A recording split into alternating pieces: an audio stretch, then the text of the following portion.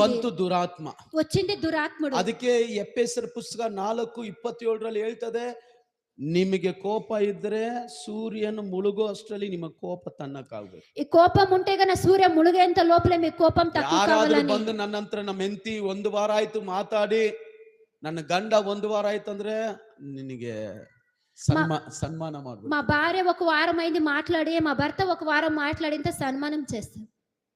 ಎಲ್ಲರೂ ಸನ್ಮಾನ ಮಾಡೋಣ. సన్మానం చేస్తామా? ಎಷ್ಟು ಜನ ರೆಡಿ ಆಗಿದ್ದೀರಾ? ఎంతమంది రెడీగా ఉండారు?